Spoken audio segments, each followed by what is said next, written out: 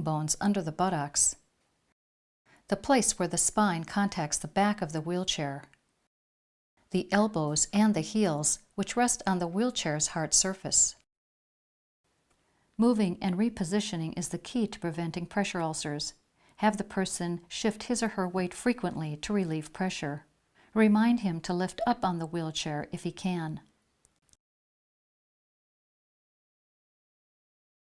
Check all pressure points regularly for redness. Even if redness looks minor, there may already be considerable damage underneath the surface of the skin. Never attempt to treat a pressure ulcer without professional help. Report reddened areas to the nurse or doctor.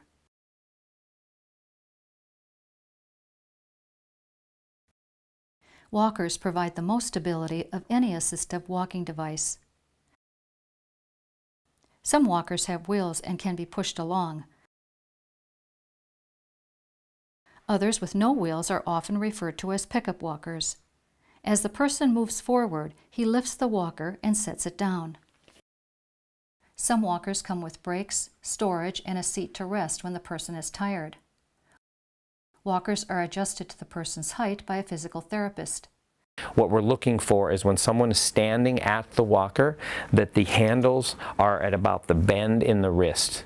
Okay, that's something you just to be aware of. Just a couple points to keep in mind. Adjustment height would be number one, because it's got to be fit for the person. After that, we need to make sure that we utilize it correctly, and when we're walking, it's in the correct position for us so that we can actually take steps and not have it too far out in front, because you get this, which is unsafe, and not to be too far up in it, because also that is unsafe. So we want to be just about right where our legs line up with the back supports, and that's our key point and a key place to be. So in utilizing the walker for support is to either step one step at a time, and the walker stays with you like this. If the person is comfortable enough to take both steps, then they can do it this way. The key thing to remember about utilizing a walker with wheels, whether it's two-wheeled walker like this one or a four-wheeled walker, is that they're meant to roll. That's what the wheels are for. If you stop to pick this walker up, it kind of defeats the purpose of utilizing a walker with wheels. The front-wheeled walker will glide more easily if the back legs have a ski on the bottom. The skied bottom makes it easier to go over rugs and textured surfaces. When walking with someone who uses a walker, stand by the person's weak side and slightly behind. Anyone using a walker should gaze straight ahead rather than looking down at the feet.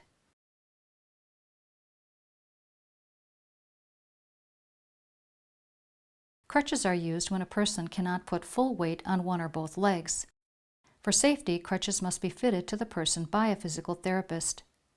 So basically we're looking for the space here, about 2 fingers width in here, and that when the hand is on here, that the elbow has an angle of about 20 degrees here, and then when the crutch is about out here, everything looks, angle's good, space is good. When the physical therapist fits the crutches, he or she will also instruct the person which gait to use. Yeah, you're going to have, you can't put any weight through this, and the crutches stay up and out in front of you a little bit and out to the side, and there you go. There you go.